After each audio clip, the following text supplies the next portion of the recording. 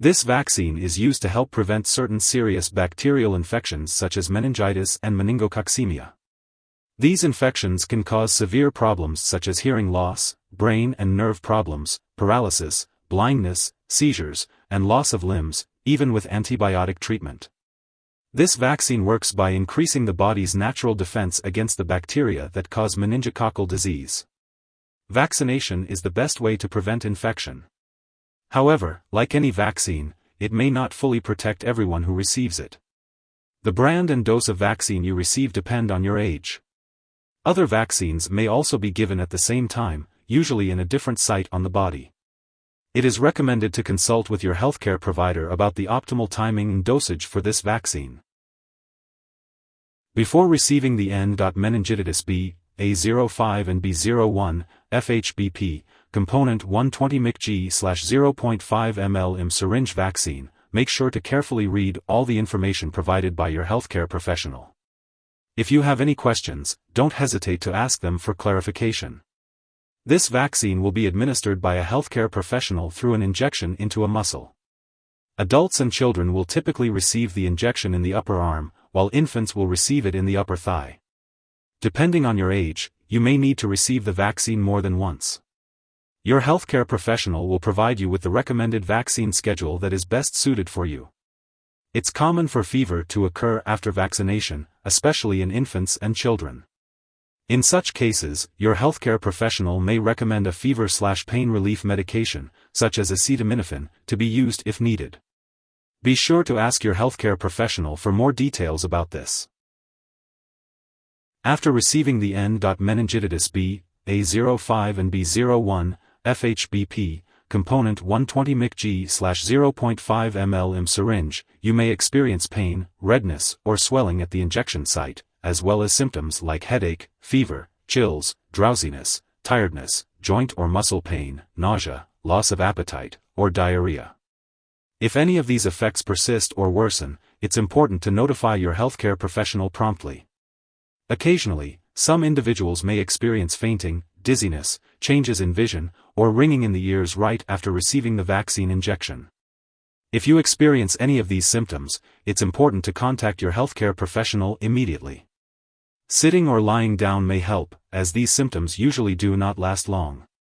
Keep in mind that this medication has been prescribed to you because your healthcare professional has determined that the benefits outweigh the risks of potential side effects. Many people who use this medication do not experience serious side effects. If you notice any serious side effects, such as numbness, tingling, or muscle weakness, it's important to inform your healthcare professional right away. While it is rare, a very serious allergic reaction to this drug can occur. If you notice any symptoms of a serious allergic reaction, including rash, itching or swelling, severe dizziness, or trouble breathing, seek medical help immediately. This is not a complete list of possible side effects, so if you notice any other effects not listed above, it's important to contact your healthcare professional for further advice. Please note that the following numbers do not provide medical advice, but in the US you may report side effects to the Vaccine Adverse Event Reporting System, VAERS, at 1-800-822-7967.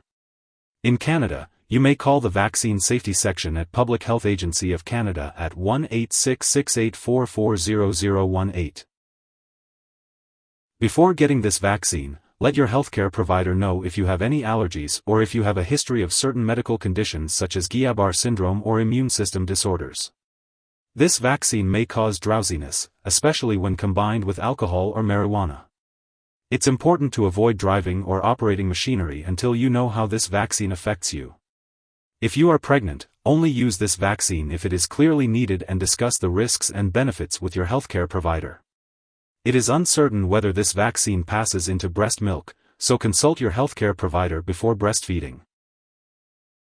When taking N.Meningitidis B, A05 and B01, Fhbp, component 120 mcg/0.5 ml im syringe, it's important to be aware of potential interactions with other medications. These interactions could affect how well your medications work or increase the risk of experiencing serious side effects. It's important to keep a list of all the products you use, including prescription and non-prescription drugs, as well as herbal products, and share this with your healthcare professional. It's crucial not to start, stop, or change the dosage of any medicines without your doctor's approval. Some products that may interact with this vaccine include drugs that weaken the immune system, such as cyclosporin, tacrolimus, cancer chemotherapy, and corticosteroids like prednisone. If you are taking any of these medications, it's important to discuss this with your healthcare professional before receiving the N.Meningitidis B, A05 and B01, Fhbp, component 120 mcg/0.5 ml im syringe. This will help ensure your safety and the effectiveness of the vaccine. This medication is used to help prevent infection caused by a certain type of bacteria. It is given to people who are at increased risk of infection due to their medical condition or living situation. This vaccine works by causing the body to produce its own protection, antibodies, against the bacteria. It's important to keep track of the vaccines you and your children receive. Having a record of the vaccines can help prevent unnecessary revaccinations in the future. This will also be beneficial for your children when they are older and need to share their vaccine history with their healthcare providers. It's crucial to make sure that you or your child gets each vaccination on time. Make sure to ask your healthcare provider about the schedule for each dose and keep track of it on a calendar to ensure you don't miss any doses. Make sure to store this medication in the refrigerator, but do not freeze it. Different brands may have different storage instructions, so be sure to check the product package or ask your pharmacist. Keep all medications out of reach of children and pets. It's important not to flush this medication down the toilet or pour it into a drain unless instructed to do so.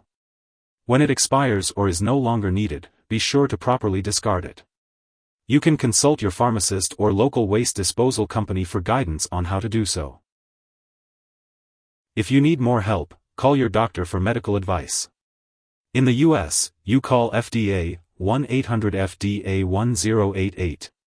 In Canada, you may call Health Canada 1-866-234-2345. Wishing you good health. Thanks for watching.